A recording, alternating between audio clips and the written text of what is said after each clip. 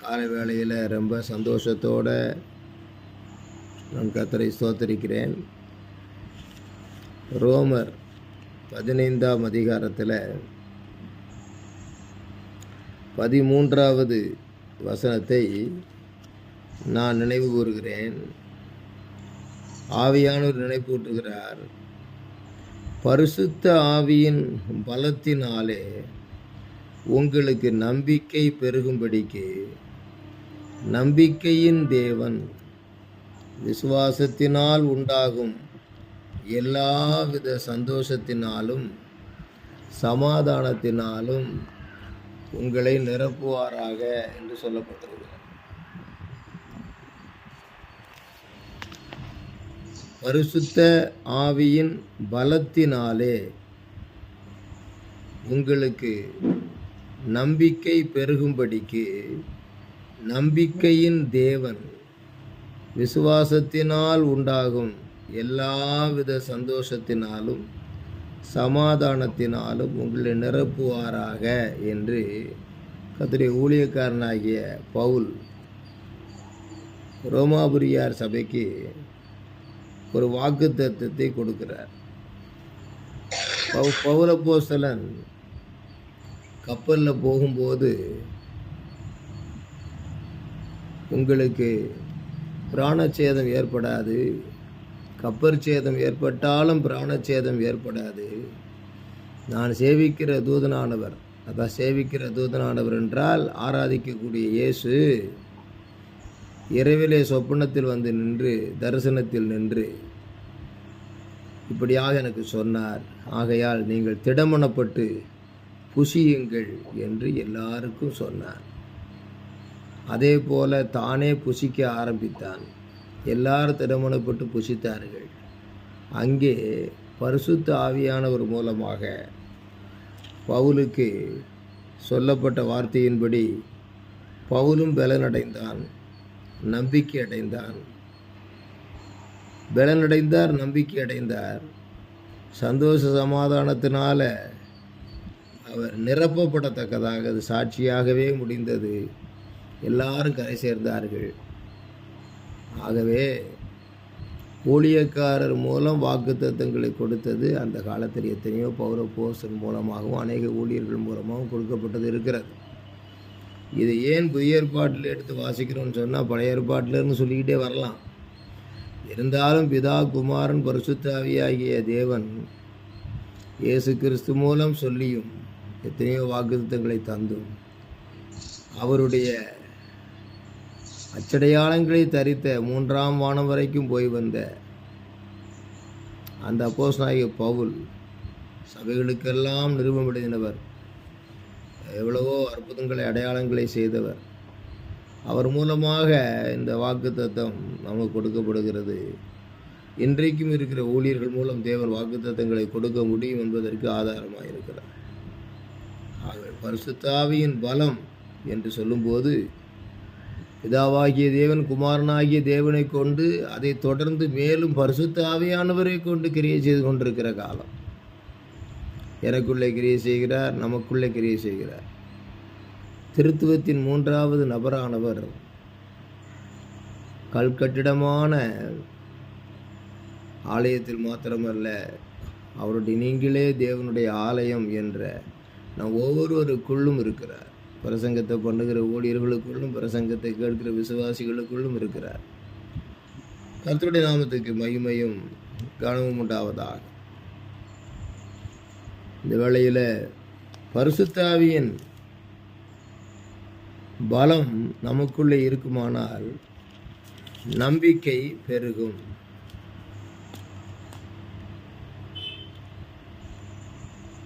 அப்படி செய்கிற தேவனுக்கு பேர் தான் நம்பிக்கையின் தேவன். இந்த வசனத்தில் அப்படி தான் போட்டிருக்கு, பரிசுத்த ஆவியின் பலத்தினாலே உங்களுக்கு நம்பிக்கை பெருகும்படி நம்பிக்கையின் தேவன் அப்படின்னு போட்டு. அந்த நம்பிக்கையின் தேவன் என்ன செய்வாராம்? விசுவாசத்தினால் உண்டாகும் எல்லாவித சந்தோஷத்தினாலும் சமாதானத்தினாலும் உங்களை நிரப்புவாராக போட்டு. சந்தோஷ சமாதானம் நிரம்பி இருக்கிறது தான் நமக்கு ரொம்ப அவசியம். ஒரு வீட்டில் ஆண்டவர் சொன்னாராம், நான் உங்கள் வீட்டில் இருந்து இன்றைக்கு விடைபெறுகிறேன். நைட்டில் 9 மணிக்கு கடைசியாக நான் வந்துட்டு உங்கள்கிட்ட விடைபெற்றுட்டு போகிறேன் அப்படின்னு அதிகாலையிலேயே சொன்னாராம். இது வரைக்கும் உங்களோட தான் இருந்தேன். இந்த அதிகாலை வேளையில் உங்களுக்கு ஒரு காரியம் சொல்கிறேன். இன்றைக்கு இரவுக்குள்ளே நான் போயிடுவேன், வேற ஒரு இடத்துக்கு போகிறேன். அதனால் உங்களுக்கு என்னென்ன வேணுமோ எல்லாம் யோசனை பண்ணி என்கிட்ட கேட்டு வாங்கிக்கிடுங்க அப்படின்னு சொன்னேன். அந்த வீட்டில் அப்பா சொன்னார் எல்லாம் ஆளுக்கு ஒரு வீடு வாங்கிக்கிடலாம் அப்படின்னு. அம்மா சொன்னால் ஏராளம் பணம் கேளுங்க, நகை கேளுங்க, நம்ம பிள்ளைகளுக்கு கல்யாணம் பண்ணி கொடுக்கலாம், பிள்ளைகளுக்கு கல்யாணம் பண்ணி கொடுக்கணும், செய்யணும் அப்படின்னு அம்மா சொன்னான். பிள்ளைங்க கேட்டாங்க ஆளுக்கு ஒரு கார் வாங்கிக்கலாம், நிறைய செலவுக்கு பணமும் வாங்கிக்கலாம். அந்த வீட்டில் இருந்த வயசான ஒரு பாட்டியம்மா ஒன்று சொல்லிச்சு, வீடு வேணும், பணம் வேணும், நகை வேணும், கார் வேணும், எல்லாம் இருக்கட்டும், நான் ஒன்று சொல்கிறேன் அது மாதிரி கேளுங்க. சரி, குடும்பத்தில் ஒரு பெரியவங்க சொல்கிறாங்களேன்னு சொல்லிட்டு அந்த பாட்டியம்மாட்ட கேட்டப்போ அந்த பாட்டியம்மா சொன்னாங்க,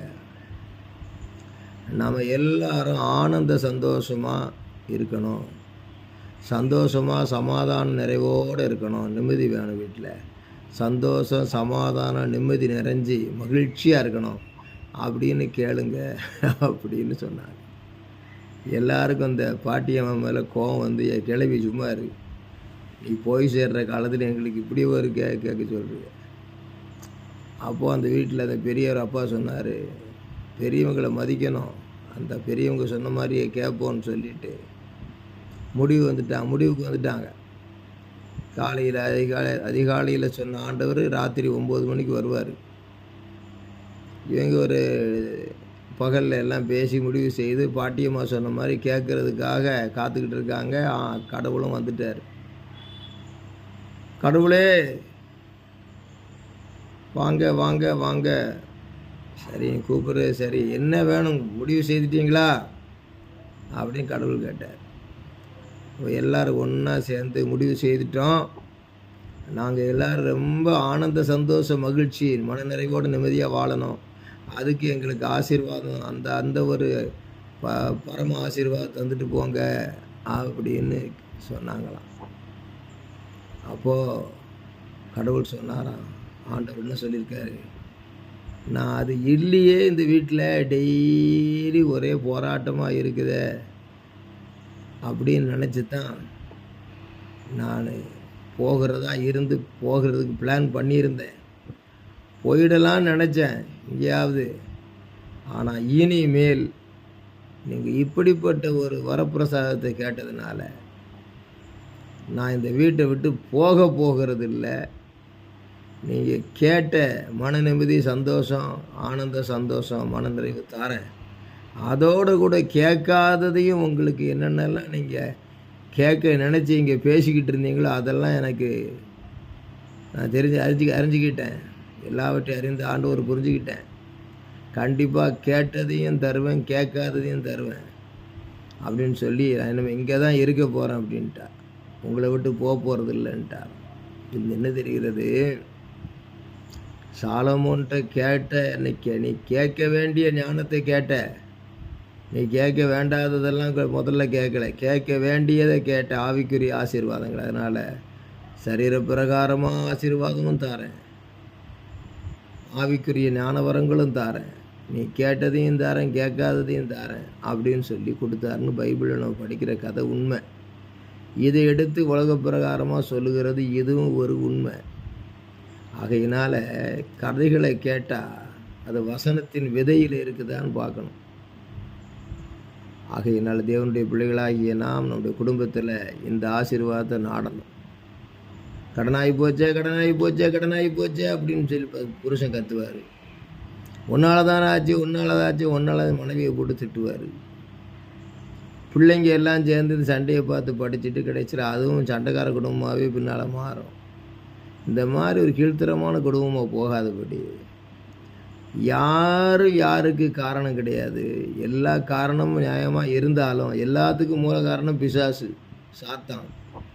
அதனால் இயேசு கிறிஸ்துவின் நாமத்தில் துரத்திட்டு எல்லா ஆவிகளையும் கட்டி ஜெபிச்சுட்டு, ஆண்டவரே நீங்கள் போதும் ஏசப்பா, அந்த பாடலை பாடி, எல்லாமே எனக்கு இயேசுவே, அவனுடைய தொல்லை மிகுந்த உலகத்தில் அவரை சார்ந்து கொள்ள வேண்டும். அதுதான் இந்த கர்த்தரை நம்புகிற மனுஷனுக்குரிய ஒரு மேன்மையான ஒரு பக்தி நிலையாக இருக்கிறது. அன்பானவர்களே, கர்த்தரை நம்புங்கள், நீரே என் நம்பிக்கை என்று சங்கீதக்காரன் சொல்லுகிறதை பார்க்கிறோம். பிதாக்கள் சொல்லுகிறதை நாம் பார்க்கிறோம். ஆகவே ரோமர் 14:13 படி, ரோமர் 14 அல்ல 15:13 வசனத்தின்படி அங்கே இருக்கிற வார்த்தை நம்பிக்கையின் தேவன். விசுவாசத்தோடு கேட்கிற இந்த காரியங்களின்படி, வசனத்தின்படி சந்தோஷ சமாதானத்தால் நிரப்பி எல்லா நன்மைகளாலும் ஆசீர்வதிக்க பரிசுத்த ஆவியின் பலம் நமக்கு பெருக வேண்டும். பரிசுத்த ஆவியின் பலத்தோடு நம்பிக்கையும் பெருக வேண்டும். கர்த்தருடைய நாமத்துக்கு மகிமை உண்டாவதாக. வேதத்தில் எருசலேமுக்கு விரோதமாக செனகெரிப் படையெடுத்து வருகிறான். பழைய ஏற்பாட்டு சம்பவங்கள்லாம் வசனத்தை எடுத்து படிச்சுக்கிட்டு இருக்கிற காலமெல்லாம் மாறி, வசனம்னு சொன்னாலே உள்ளத்தில் வரணும் அப்படிங்கிற காலத்தில் இருக்கிறோம். ராஜாக்கள் காலங்களில் நடந்த சம்பவம் நமக்கு தெரியும். செனகெரிப் ஜெருசலேமுக்கு விரோதமாக வருகிறான். அது தமிழில் செனகெரிப்னு போட்டிருக்கு. ரைமாக வச்சுக்கிடுங்களேன். ஜெனகெரிப் ஜெருசலேமுக்கு விரோதம் வருகிறான். ஏராளம் தேவர்களை அவன் ஜெயிச்சிட்டான், அப்படி தான் சொல்லணும். ஏராளம் தேவர்கள் வணங்கக்கூடிய மற்ற நாட்டு மக்களெல்லாம் ஜெயிச்சிட்டான். ஆனால் ஜெருசலேமிலே ஒரு தேவன் இருக்கிறாங்கிறத அவன் அறிய வேண்டியது இருந்தது. ஆகையினால் ஜெருசலேமின் தேவன் தம்முடைய ஜனங்களுக்காக அவர் தம்முடைய மகிமையை வெளிப்படுத்த சித்தம் கொண்டார். அந்த இடத்துல ஆண்டவருடைய மனுஷன் என்ன செய்கிறார்? ஆலயத்தில் போய், ஆண்டவரே, யூத ஜனங்களாகி எங்களுக்காக, ஜெருசலேம் ஜனங்களாகி எங்களுக்காக நீர் தான் ஆண்டவரை உதவி செய்யணும். ஏராளம் பேர் இருக்கிறாங்களே, ஜனகரிப்படியா யுத்த வீரர்களும் போர் வீரர்களும். ஆண்டவரே, நாங்கள் என்ன செய்வோம் ஆண்டவரே அப்படின்னு சொல்லி பயந்து நடுகிறாங்க. ஏராளம் பேர் வருகிறாங்களே, ஆண்டவரே நாங்கள் என்ன செய்வோம், கொஞ்சம் பேராக இருக்கிறோமே அப்படின்னு. ஆலயத்தில் போய் படைத்தலைவன் ஜெபிக்கிறான். எசேக்கியாவுடைய ஜெபங்கள் வல்லமையான ஜெபங்கள் என்று வேதத்திலே அறிவோம். அந்த காலத்து ராஜாக்களுடைய ஜெபங்கள் வல்லமையான ஜெபங்கள் என்று அறிவோம். தனிப்பட்ட விதத்தில் ஜெபித்தது, ஜனங்களுக்காக ஜெபித்தது, சகல விதத்திலும் ஆண்டவர் ஜெபங்களை கேட்ட தேவன் எத்தனையோ சரித்திரங்களை படைத்திருக்கிறார். ஜெபிக்கிற நேரத்தில் ஆண்டவர் என்ன செய்கிறார்? பரலோகத்தில் இருக்கிற ஒரு தேவதூதனை கூப்பிட்டு, தேவதூதா நீ இறங்கி போ அப்படின்னு சொல்கிறார். இறங்கி போய் இந்த அசீரியருடைய பாளையத்தில் 1,85,000 பேரை சர்வசங்காரம் பண்ணுகிறதை பார்க்கும். ஒரு தேவதூதன் அங்கே போகிற போது இந்த கொரோனா காலத்தில் அங்கங்கே விழுந்து செத்த மாதிரி ஜனங்கள்லாம் விழுந்து விழுந்து விழுந்து விழுந்து கொத்து கொத்தாக சாகுறாங்க. ஒரு தேவதூதன் மூலமாக, ஒரு பலத்த வல்லமையான தேவதூதனை அனுப்பி ஆலயத்திலே ஜெபித்த ராஜாவின் அந்த நம்பிக்கையான ஜெபத்தை கேட்டு கொஞ்சம் பேராக இருந்து கைகூப்பி கும்பிட்ட கொஞ்ச ஜனங்களாகிய தேவ ஜனங்களுடைய ஜெபத்தை கேட்டு இஸ்ரவேலுக்கு உதவியாக, யூத ஜனங்களுக்கு உதவியாக, பெலனுள்ளவனுக்காகிலும் பெலனற்றவனுக்காகிலும் உதவி செய்கிறது அவருக்கு லேசான காரியம்னு சொல்லி வேதத்தில் வாசிக்கிற மாதிரி எத்தனையோ சம்பவங்களை செய்த தேவன் அங்கேருந்து என்ன பண்ணுறார்? ஒரு தூதனை அனுப்பி வல்லமையான ஒரு பயங்கரமான காரியத்தை செய்கிறார். கூட்டத்தை நம்புகிறவன் ஜனகரி எத்தனையோ நாடுகளை ஜெயித்த போது அவன் தேவர்கள் அல்லாது தேவர்கள் என்று எண்ணப்பட்டு நம்பப்பட்டவர்கள் உயிரற்றவைகள் அவனை ஜனகரி இப்போ ஜெயிக்க முடியல. ஜனகரி அவங்க அந்த மக்களை ஜெயிச்சு நாட்டை கொள்ளையடிச்சிட்டான். ஆனால் ஜெருசலேமில் யூத ஜனங்களை, இஸ்ரவேல் ஜனங்களை, இஸ்ரவேல் நாட்டில் கொஞ்சம் மக்களை என்ன செய்கிறான் பார்த்து சாதாரணமாக நினைத்தான். ஆனால் கர்த்தரை நம்புகிறவர்கள் உயர்ந்த அடைக்கலத்தில் வைக்கப்படுவார்கள்.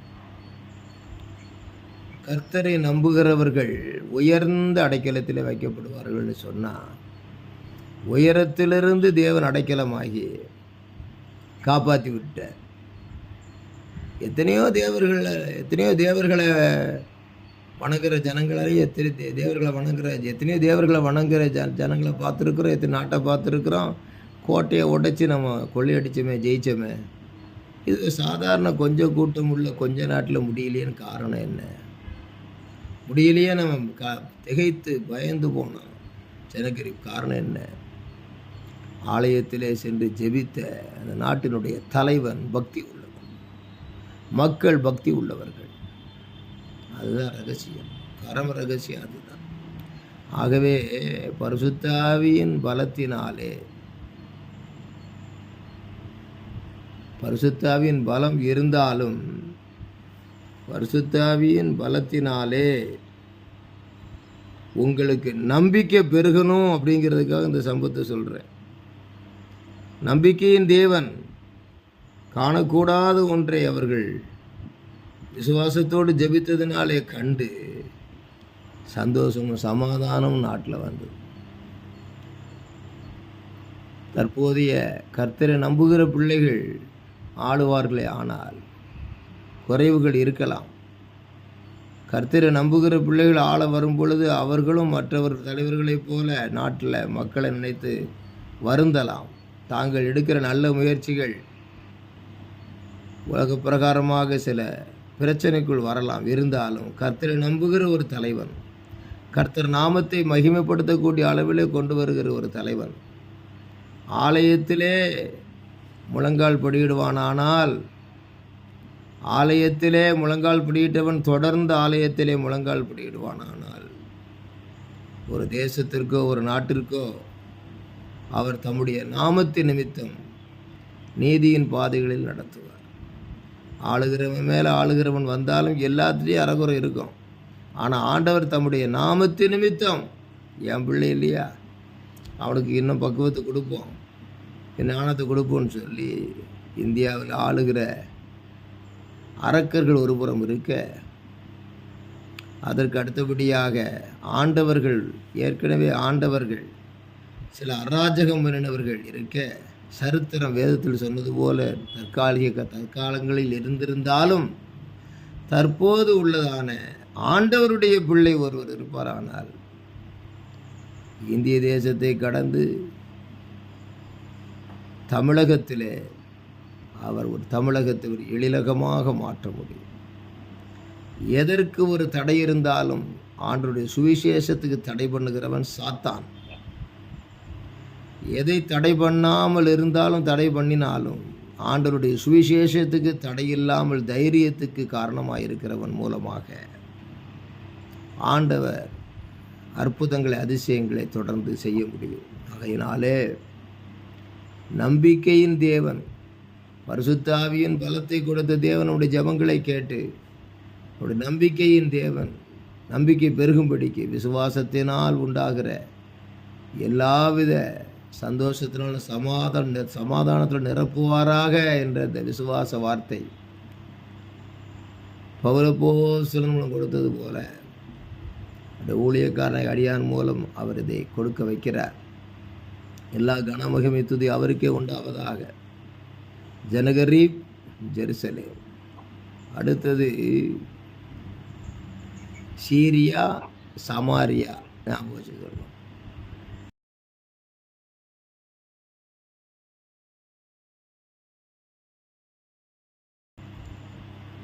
எலிசா காலத்தில் எப்படி தான் சாப்பிட்றது அப்படிங்கிற பயங்கர பஞ்சமாக இருக்கு. எதிரிட்டு வருகிறவன் சமாரியாவிலே கொடிய பஞ்சம். சீரியாவில் இல்லை, சமாரியாவில் கொடிய பஞ்சம். சீரியாவிலே அவன் எதிர்த்து வருகிற பொழுது அங்கே ஒரு தீர்க்க தரிசனம், நாளைய தினத்தில் ரொம்ப சீப் ரேட்டில் எல்லாம் கிடைக்கும் உங்களுக்கு. கத்திரிக்காய், வெண்டைக்காய், தக்காளி, மீன், அரிசி, கோதுமை அப்படின்னு எப்படி இருக்கும் அது மாதிரி வார்கோதுமை அந்த காலத்தில் சாப்பிடுவாங்க. வார்கோதுமை கிடைக்கும். இப்படியாக ரொம்ப ஈஸியாக தீர்க்க தரிசனம் சொல்லிட்டார். என் பைத்தியக்காரன் அதெல்லாம் நடக்குமா அப்படின்னு அங்கே ஒருத்தர் சிரிக்கிறான். ராஜாவுடைய ஆள் சிரிக்கிறான். நம்ப வேண்டியவன் நம்ப மாட்டேங்கிறான், சிரிக்கிறான். இதெல்லாம் ஆண்டவனே வானத்தில் ஒரு வானத்து கதவை திறந்தா கூட, மதகுன்னா கதவு, வானத்தின் பலகணிகளை திறந்தா கூட, கதவை திறந்து கொட்டினா கூட, மதகை திறந்து கொட்டினா கூட இதெல்லாம் நடக்குமா அப்படிங்கிறான். அப்போ எலிசா சொல்கிறாரு, நாளைக்கு நடக்கும்போது எல்லாரும் சாப்பிடுவாங்க, நீ சாப்பிட மாட்ட, செத்து போவ நீ அப்படின்ட்டு. அதே மாதிரி அடுத்த நாளில் பார்த்தா சீரியருடைய படைக்கு திடீர்னு யுத்தத்தின் இரைச்சலை கேட்க பண்ணுகிறார். குதிரைகள் கணைக்கிற மாதிரி, பெரிய பட்டயங்கள் உள்ளவர்கள் அங்கே அலறுற மாதிரி, சத்தம் விடுற மாதிரி, குதிரைகளின் இரைச்சல்கள் பயங்கரமாக கேட்குது. கணைக்குது குதிரைகள்லாம். கூட்டம், பெரிய ஒரு சேனை வருகிற சத்தம். இதை யார் காதில் கேட்கறது? சீரியருடைய படை கேட்குது. அவங்க உட்காந்துக்கிட்டு படுத்து கிடந்த இடத்துல, தங்கியிருந்த இடத்துல பயந்து வருகிறார்கள் நமக்கு விரோதமாக சேனைகள் என்று சொல்லி ஓடிவிட்டார்கள். இருந்த இடத்துல எல்லா தட்டுமுட்டு ஜாமான்களை விட்டுட்டு ஓடிவிட்டாங்க. அந்த நேரத்தில் 4 குஷ்டரோகிகள், நம்ம இங்கே இருந்தாலும் பட்னியில் சாவமே, அங்கே போனாலும் நம்ம அடிபட்டு செத்தாலும் பரவாயில்ல, போய் பார்ப்போமே அப்படின்னு போய் பார்த்தா அங்கே வேண்டிய எல்லா நகை நட்டு பொண்ணு பொருள் சாப்பாடு கொடி எல்லாத்தையும் விட்டுட்டு சத்துருக்கள் ஓடி போனார்கள். சீரியருடைய படை, சீறி வந்த படை அங்கே சிதறி ஓடிவிட்டது. சமாரியாவில் இருந்த பஞ்சத்துக்கு ஆண்டவர் சர்ப்ரைசிங் கொடுத்தார். சர்ப்ரைசிங் என்ன, எப்படி எதுன்னு சொல்கிறது? எல்லாம் அந்த 4 குஷ்டரோகிகள் நாங்கள் பார்த்தோம், அடிபட்டு செத்தாலும் சரி ஆகாரம் இல்லாமல் சாகக்கூடாதுன்னு போனோம், அவங்கெல்லாம் தலைதெறிக்க ஓடி போயிட்டாங்க. பொண்ணு பொருள் சொத்து சுகம் அவங்களுடைய கொண்டு வந்த எல்லா உணவுகள் எல்லாம் அங்கே இருக்குதுன்னு சொன்ன உடனே சமாரியர்கள் கொள்ளையிட்டார்கள். எல்லா பொருளையும் கொண்டு வந்தாங்க, எல்லாத்தையும் சாப்பிட்டாங்க. எல்லாம் குறைந்த விலைக்கு எல்லாருக்கும் விற்கப்பட்டது. அதை நம்பாதவன் கூட்டத்தினுடைய இடிபாட்டில் என்ன செய்தான்? நெருக்கப்பட்டு செத்து போனான். எலிசா சொன்னாரே, சொன்னபடியே அவிசுவாசப்பட்டவன் விசுவாசிக்காதவன் செத்து போனான். ஒரு இப்படி அதிலிருந்து ஒன்றுமே நீ சாப்பிட மாட்டேன்னு சொன்ன மாதிரி சாப்பிடாமலே செத்து போனான். எவ்வளோ பெரிய ஒரு தரிசனம், தீர்க்க தரிசனம் நிறைவேறியிருக்குன்னு சொல்லி ஒரு சாட்சி உண்டானது. எருசலேமில் ஒரு சாட்சி, இது சமாரியாவில் ஒரு சாட்சி. புதிய ஏற்பாட்டில் அப்போஸ்தலர் 1:8 எருசலேமிலும் யூதேயாவிலும் சமாரியாவிலும் பூமியின் கடைசி பரியந்தம் எனக்கு சாட்சிகளாக இருப்பீர்கள்னா, பரிசுத்தமாக வாழ்ந்து பரலோகம் போகிறது தான் சாட்சி, பயன்பெற்று அநேகர் ஆத்துமக்களை ஆதாயப்படுத்துறது தான் சாட்சின்னு ஏன் இப்படி அற்புதமாக ஆர்வமாக ஆண்டவருக்காக நம்ம சேவை செய்ய துணிஞ்சிருக்கிறோன்னு கேட்டால், சரித்திரங்கள் பெரிய பெரிய காரியங்களை அன்று செய்திருக்கிறது. நேற்றும் இன்றும் நாளைக்கும் அப்படிப்பட்ட சரித்திரங்களை படைப்பதற்கு ஆண்டவர் நம்பிக்கையின் தேவனாக, நம்பிக்கையை பெருகச் செய்கிறவராக, விசுவாசத்தினால் உண்டாகும் எல்லாவித சந்தோஷத்தினாலும் சமாதானத்தினால் நிரப்புகிறவராக இருக்கிறார். ஜெருசலேம், ஜனகரீப், ஜெருசலேம். இங்கே சமாரியா, சீரியா. சமாரியா, சீரியா ஞாபகத்தில் வச்சுக்கணும். ஆண்டவருடைய சரித்திரங்கள் எல்லாம் நம்முடைய வாழ்க்கையின் சித்திரங்களாக மாற நித்தியத்தில் இருக்கிற தேவன் புத்தியை நமக்கு உணர்த்தி காட்டி அவருடைய சக்தியை இன்றைக்கு வெளிப்படுத்தி சத்தியத்தை அறிவீர்கள், சத்தியம் உங்களை விடுதலையாக்கும் என்பது சரீர பிரகாரமாகவும் விடுதலை, ஆவிக்குரிய பிரகாரமாகவும் விடுதலை, அது நாட்டுக்கும் வீட்டுக்கும் விடுதலை, அவருடைய இதயத்தின் போராட்டத்திலே ஹார்ட்டுக்கும் விடுதலை. ஆகையினாலே தேவனுடைய பிள்ளைகள் சத்தியத்தை விசுவாசிக்கும். கடைசியாக நம்ம ராஜாக்கள் புஸ்தகத்தில் உள்ளதை நம்ம சிந்தித்தது மாதிரி எத்தனையோ சம்பவங்களை சிந்திக்க முடியும், சொல்லிக்கிட்டே போகலாம். கர்த்தரை நம்புகிறவனோ உயர்ந்த அடைக்கலத்தில் வைக்கப்படுவான். ஒரு தேவதூதனை அனுப்பி 1,80,000 பேரை வீழ்த்தி போட்டு உயர்ந்த அடைக்கலத்தை கொடுத்தார் ஆண்டவர் ஜனகரிப்புக்கு முன்பாக ஜெருசலேம் ஜனங்களுக்கு. அடுத்தது பார்த்தா சமாரியாவுக்கு சீரியா பயந்து ஓடத்தக்கதாக ஆண்டவர் என்ன செய்தார்? யுத்தத்தின் இரைச்சலை கேட்க பண்ணி ஒரு அற்புதத்தை செய்தார். The Lord is our strong hope. முதலாவது குறிப்பு, ஜனகரீப் Jerusalem, the Lord is our strong hope. ரெண்டாவது சொன்னேனே Syria, Samariya, Syria, the Lord is our என்ன சொல்றது, surprising hope. the Lord is our strong hope. தூதனை அனுப்பிச்சார்ல, வல்லமையான தூதன், 1,85,000 பேரை கொள்றதுக்கு அடித்து தள்ளிட்டு ஜெயம் கொடுத்தார்ல. The Lord is our strong hope.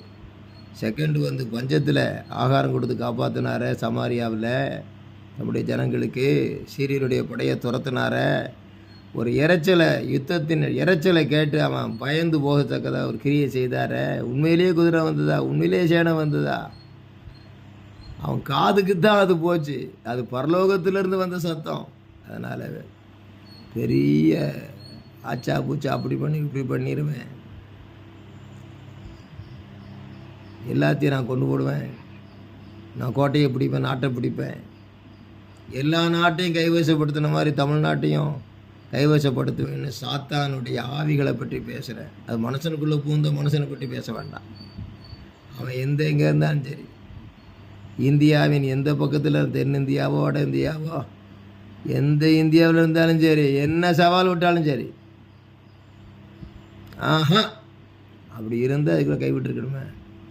அந்தி கிறிஸ்து ஆட்சிக்கு இடையில கைவிட்டு பார்ப்பார். நம்ம கருத்தா புத்தியை அடைகிறதுக்கு, கருத்தா புத்தியை அடையும்படி துன்பத்தை கண்ட பிறகு கைவிடாமலும் காப்பார். நம்ம புத்தியோடு வாழ்வதற்கு என்ன செய்யணும்? நிர்விசாரம் இருக்கக்கூடாது, துணிகரம் இருக்கக்கூடாது, கர்த்தர் மன்னிப்பாருன்னு இருக்கக்கூடாது, பரிசுத்தமாக ஜீவிக்கிறதுல அப்படி இப்படியுமா இருக்கக்கூடாது. உலகத்துக்கு இப்போ பாவத்தையும் பரிசுத்தையும் சேர்த்து முத்தமிட்டுக்கிட்டு இருக்கக்கூடாது. முன்ன போகிறதும் பின்ன போகிறதுமா இருக்கக்கூடாது. கடவுளை சோதிக்கக்கூடாது. ஆத்துமாதாயம் பண்ணுறேன், சேவை செய்கிறேன்னு பண்ண பொறுத்தனை, என் நேரத்தில் கொஞ்சம் கர்த்தருக்கு உண்மையாக இருப்பேன்னு சொன்ன பொறுத்தினை விட்டு போட்டு ஆண்டவரை எரிச்சல் படுத்தக்கூடாது. கர்த்தர் பிரியமாக பரிசுத்தமாக வாழ்ந்து அவருக்கு பயனுள்ள ஜீவியத்தை செய்யணும். நான் பொறுத்தனை செய்யணும் செய்யலையோ, கர்த்தர் எவ்வளோ அனுகூலம் பண்ணுறாரு. அப்பா அம்மா ரொம்ப நன்மை செய்யறதுக்கு போல அப்பா அம்மாவுக்கு நமக்கு கீழ்ப்படிஞ்சு அவங்களுக்கு அன்பு செய்கிறோம். இல்லை, கல்வாரியில் உயிரை கொடுத்தவருக்காக நிர்விசாரமாக இருக்கக்கூடாது. ஜாக்கிரதை. ஆவியான ஒரு வைராக்கியத்தை சொல்கிறேன். பாஸ்டாக இருந்தாலும் சரி, விசுவாசியாக இருந்தாலும் சரி, நீ நல்லா இரு, ஆண்டவரையும் நல்லவரை மறக்காமல் அவர் சித்தத்தை செய்ய. அதான் சொல்கிறேன். The Lord is our strong hope. The Lord is our surprising hope. கடைசியா வாசித்த பகுதிக்கு வருவோம். கர்த்தருக்கு ஸ்தோத்திரம். என்ன சொல்லியிருக்கு? 1 நாளாகமத்தில்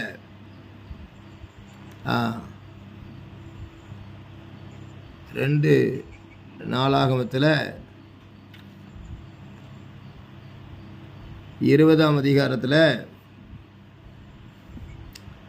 20ஆம் வசனத்தில் படிங்க. அவர்கள் அதிகாலமே எழுந்திருந்து தெக்கோவாவின் வனாந்திரத்திற்கு போக புறப்பட்டார்கள். புறப்படுகையில் யோசபாத் நின்று, யூதாவே, எருசலேமின் குடிகளே கேளுங்கள். யூதாவேன்னா தேசமே கேளு. எருசலேமின் குடிகளேன்னா யூதா தேசத்தில் குடியிருக்க எருசலேம் ஜனங்களை கேளுங்க.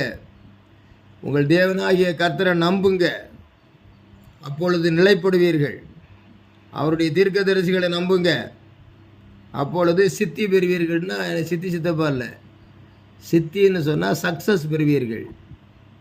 என்னுடைய சித்தம் நிறைவேறும், உங்கள் காரியங்கள் வாய்க்கும்னு அர்த்தம்.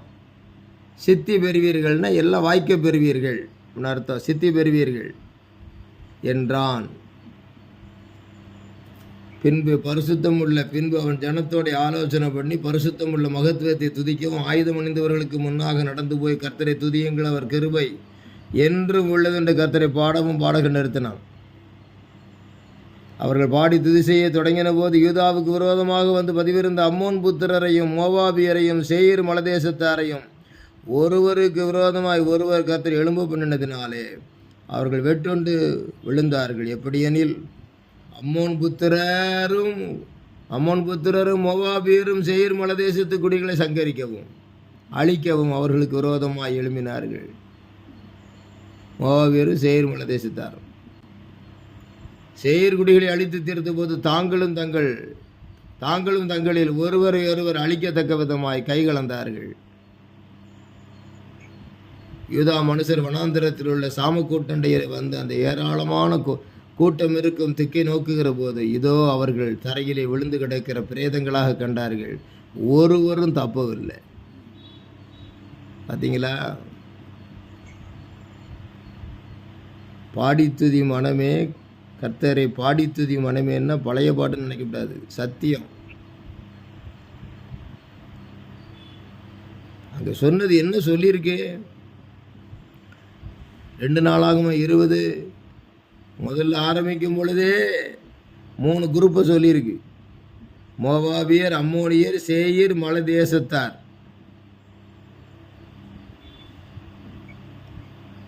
ஆனால் யூதா ஜனங்கள் வந்து ஒரு கூட்டத்தார் யோசுவாவோட. சேயீர் குடிகளை அழித்து தீர்த்த போது தாங்களும் தங்களில் ஒருவரை ஒருவர் அழிக்கத்தக்க விதமாய் கைகள் அடிக்கும் போது என்னன்னா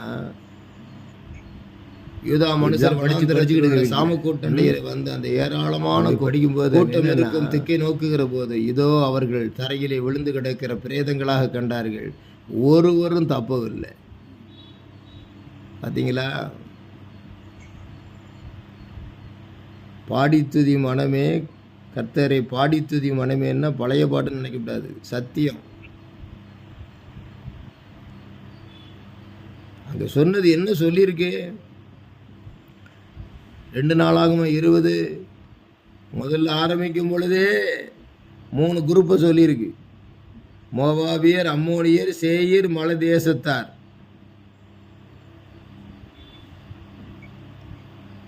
ஆனால் யூதா ஜனங்கள் ஒரு கூட்டத்தார் யோசுவாவோட. சேயீர் குடிகளை அழித்து தீர்த்த போது தாங்களும் தங்களில் ஒருவரை ஒருவர் அழிக்கத்தக்க விதமாய் கைகலந்தார்கள். யூதா மனுஷர் வனாந்திரத்தில் உள்ள சாமக்கூட்டண்டையை அந்த ஏராளமான கூட்டம் இருக்கும் திக்கை நோக்குகிற போது இதோ அவர்கள் தரையிலே விழுந்து கிடக்கிற பிரேதங்களாக கண்டார்கள். அம்மோனியர் ஒரு கூட்டம், சேயீர் மலை தேசத்தார் ஒரு கூட்டம், 3 சேர்ந்து ஒன்றா வருது. யோசபாத் சொல்கிறான், கர்த்தரை நம்புங்க, நீங்கள் வெற்றி பெறுவீர்கள், சித்தி பெறுவீர்கள்னு சொல்கிறான். அவர் கிருபை என்றும் உள்ளதே. சரித்திரத்தை கேட்கறதுனால அன்னைக்கு ஏதோ செய்தார் தப்பி தவறி திரும்பவும் நடந்துருமா? 2 தரம் 3 தரம் நடந்து 4ஆவது தரம் நடந்துருமா? போராட்டம் வர வர போக போக என்றைக்கா ஒரு நாள் நம்ம அடிபட்டு சாக வேண்டியதான். அப்படி சொல்லலை. என்ன சொல்கிறாரு? யூதாவே எருசலேமின் குடிகளே கேளுங்க, உங்கள் தேவனாகிய கர்த்தரை நம்புங்க, அப்பொழுது நிலைப்படுவீர்கள். அவருடைய தீர்க்கதரிசிகளை நம்புங்கள், சித்தி பெறுவீர்கள். தீர்க்கதரிசிகளை நம்புங்க. முதல்ல சொன்னேன், பவுல அப்போஸ்தலன் மூலம் வாக்குத்தத்தம் வருது. பிதாகுமாரன் பரிசுத்தாவிக்கு அடுத்தது பவுல் சொன்னார். எத்தனையோ ஊழியக்காரங்க சொன்னாங்க. இங்கே பழைய ஏற்பாட்டிலையும் ஒரு ஊழியக்காரன் தான் சொல்கிறாரு.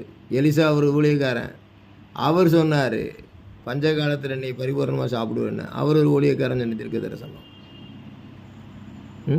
பார்த்தீங்களா? தேவன் தம்முடைய ஊழியக்காரருக்கு வெளிப்படுத்தாமல், ரகசியத்தை வெளிப்படுத்தாமல் ஒரு காரியத்தையும் செய்ய மாட்டார்.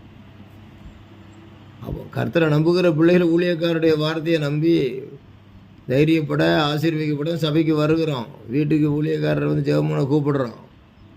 ஆனால் அது நடக்கும். தீர்க்கதரிசிகளே நம்புங்கள், சித்தி பெறுவீர்கள்னு போட்டிருக்கு. 2 நாளாகம 20 அதிகாரத்து 20 வசனத்தில். நான் ஒரு வீட்டுக்கு போயிருந்தேன். ஐயா, நகையவே நடந்த சம்பவம், நகையவே காண ஐயா அப்படின்னாங்க. அங்கே இருக்கிற வேலை செய்கிற ஆட்களெல்லாம் கொஞ்சம் மிரட்டி பார்த்தாங்க, கிடைக்கல. என்னையா பொருள் காணாமல் போச்சு, எத்தனை பவுன் நகை அப்படின்ட்டு. அது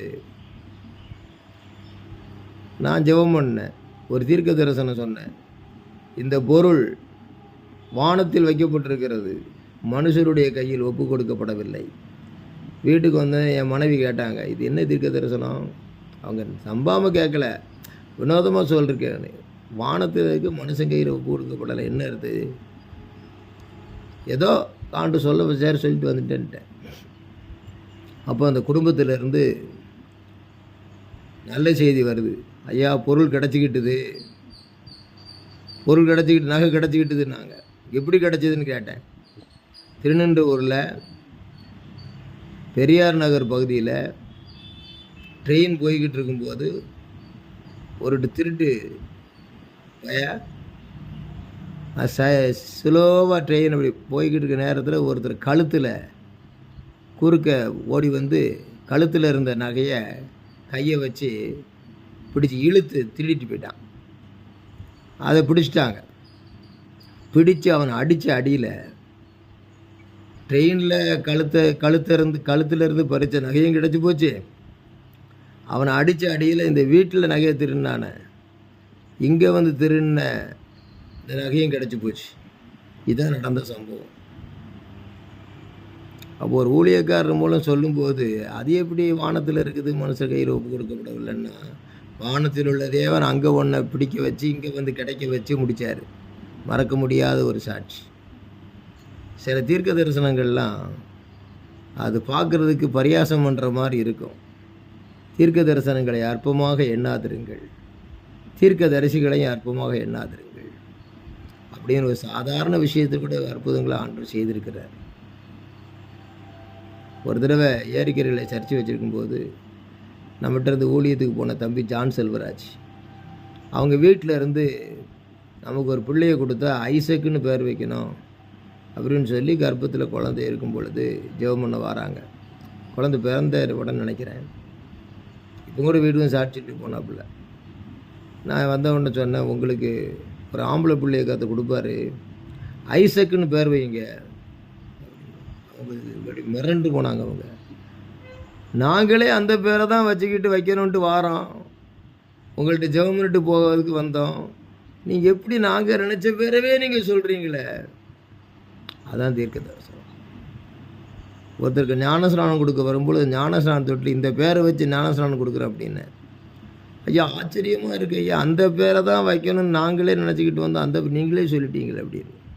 தேவன் தம்முடைய ஊழியக்காரருடைய வார்த்தையை நிலைப்படுத்தி தம்முடைய ஸ்தான அதிபதிகள், ஊருக்கோ சபைக்கோ ஒரு ஸ்தானத்துக்கு அதிபதி, ஸ்தானாதிபதிகளின் வார்த்தையை நிறைவேற்றி குடியேறுவா என்றும் எருசலேமுக்கும் கட்டப்படுவீர்கள் என்று யூதாவின் பட்டணங்களுக்கும் சொல்லுகிறவர்னு போட்டிருக்கு. ஆகையினால இந்த வருஷம் முடிகிறதுக்குள்ள இடம் வேணுமா, குடியேறணுமா, குடும்பத்தில் மங்களங்கள் நடந்து குடும்பம் கட்டப்படணுமா, நிச்சயமாக நடக்கும். கர்த்தர் சொல்லுகிறார், நிச்சயமாகவே முடிவு உண்டு, உன் நம்பிக்கை வீண் போகாது என்று நீதிமொழிகள் புஸ்தகத்தில் உள்ள காரியத்தை சொல்லுகிறார். கர்த்தரை நம்புகிறவனோ உயர்ந்த அடைக்கலத்தில் வைக்கப்படுவான். That is strong hope. பஞ்சகாலத்திலையும் நீ போஷிக்கப்படுவ. Surprising hope. கர்த்தரை நம்புகிறவனோ செழிப்பான். ஸ்ட்ராங் ஹோப்னா உயர்ந்த கர்த்தரை நம்புகிறவனோ உயர்ந்த அடைக்கலத்தில் வைக்கப்படுவான். சர்ப்ரைசிங் ஹோப்னா கர்த்தரை நம்புகிறவனோ செழிப்பான். 3 சாத்தாங்குட்டி சேர்ந்து 3 சாத்தாங்கூட்டம் சேர்ந்து ஒரு சின்ன கூட்டத்தை எதிர்த்து ஏன் வசமாக்கிடுவேன், நான் உன்னை கைப்புமையாக்கிடுவேன், நான் உன்னை பிடிச்சிக்கிடுவேன், உனக்கு உன் இடத்த நான் பிடிங்கிடுவேன், நான் அங்கேயும் வந்து ஆளுவேன், இப்படியெல்லாம் இப்படி சொன்னா கூட, யார் பேசுறீங்க கேக்குதா? கேக்கு ஏன் குறுக்கு என்கிட்ட தான் சொல்றீங்களா? சரி சரி. அப்போ என்னென்ன நாட்டை குறித்தோம், வீட்டை குறித்தோம், நம்முடைய ஹார்ட்டை குறித்தோம் நம்ம ரொம்ப தாழ்மையாக விசுவாசிக்க வேண்டும். முடிக்கிற நேரத்தில் என்ன சொல்கிறேன், நிச்சயமாகவே முடிவு உண்டு, உன் நம்பிக்கை வீண் போகாது அப்படிங்கிற தீர்க்க தரிசன வார்த்தையை கொடுக்குறார். அப்போ என்னென்னா ஸ்ட்ராங் ஹோப், சர்ப்ரைசிங் ஹோப், அடுத்தது நிச்சயமாகவே முடிவு உண்டு, உன் நம்பிக்கை வீண் போகாது. அப்படின்னா நமக்கு எவ்வளோ பெரிய ஒரு உறுதி அங்கே இருக்கிறது, எவ்வளோ பெரிய நம்பிக்கை தைரியம் நமக்கு இருக்கிறது. நிச்சயமாகவே முடிவு உண்டு, உன் நம்பிக்கை வீண் போகாது. Spiritual hope. உலக பிரகாரமாக உள்ளவன் சொல்ல முடியாது. Spiritual hope, special hope. எல்லாருக்கும் நடக்கிற உனக்கு எப்படி நடக்கும்? எனக்கு நடக்கும். எனக்கு பணம் வரும், எனக்கு இடம் வாங்க முடியும், எனக்கு வீடு கட்ட முடியும், என் பிள்ளைகளுக்கு கல்யாணம் நல்லபடி நடக்கும், என் தேவைகள் சந்திக்கப்படும். யாரும் தடுக்க முடியாது. சொல்ல முடியுமா? நானே பாவம், என் பிள்ளைகளே பாவம், நாங்களே 2-3 பேர் தான் இருக்கிறோம். அதான் அங்கே பிசாசுக்கு இடம் கொடுக்கறது. நம்ம கேட்ட சம்பவத்தில் எல்லாம் ஜனகரி பெருங்கூட்டம், யூத ஜனங்கள், தேவ ஜனங்களோ சிறு கூட்டம், சமாரியா பாவப்பட்ட பரிதாபம், சீரியா பலத்த இராணுவம். கடைசியாக பார்க்கும் பொழுது 3 படையினர், முதேவி படைகள். ஆனால் ஒரு யோசபாத்தும் யூத ஜனங்களும் தெய்வீக படைகள். கொஞ்சம் பேரை கொண்டாகிலும் அநேகம் பேரை கொண்டாகிலும் வெற்றி சிறக்க செய்வது ஆண்டவருக்கு அற்பகாரியம். அருமையான மகனே, சோர்ந்து போகாதே, சோர்ந்து போகாதே மகனே, சோர்ந்து போகாதே மகளே என்று சொல்லி ஆண்டவர் நம்மோடு பேசுகிறார். தேவனுடைய வார்த்தையை தேவனுடைய வேதத்திலிருந்து எத்தனை முறை அறிந்ததை கேட்டாலும் புரிந்து கொள்ளுகிற நேரத்திலே நாம் ஒன்று தெரிந்து கொள்ள வேண்டும். ஏற்ற சமயத்தில் சொல்லப்பட்ட வார்த்தை வெள்ளித்தட்டில் வைக்கப்பட்ட பொற்பளங்களுக்கு சமானம். இந்த மாதத்திலும் இனி வரும் 6 மாதத்திலும் நமக்கு ஆண்டவர் தொடர்ந்து நடத்துவார், நித்தமும் நடத்துவார், பெரிய காரியங்களை செய்வார். The Lord is our strong hope. The Lord is our surprising hope. The Lord is our special hope. By this word of God, by these words from this Bible, by this promise from the Bible, God will lead us, guide us, bless us. எல்லோரும் வாய் திறந்து கர்த்தரை ஸ்தோத்திரித்து முடிப்போமா? எல்லாரும் கர்த்தரை ஸ்தோத்திரிப்போம். ஸ்தோத்திரம் ஆண்டவரே, ஸ்தோத்திரம் ஆண்டவரே. அவர் நல்லவர், அவர் வல்லவர், அவர் கிருபை என்றும் உள்ளது. அவர் நல்லவர், அவர் வல்லவர், அவர் கிருபை என்றும் உள்ளது. நெருக்கப்பட்டோம் மடிந்திடாமல் கர்த்தர்தாம் நம்மை காத்து வந்தாரே. நெருக்கப்பட்டோம் மடிந்திடாமல் கர்த்தர்தாம் இதுவரை ஏந்தி வந்தாரே. அவர் நல்லவர், அவர் வல்லவர், அவர் கிருபை என்றும் உள்ளது.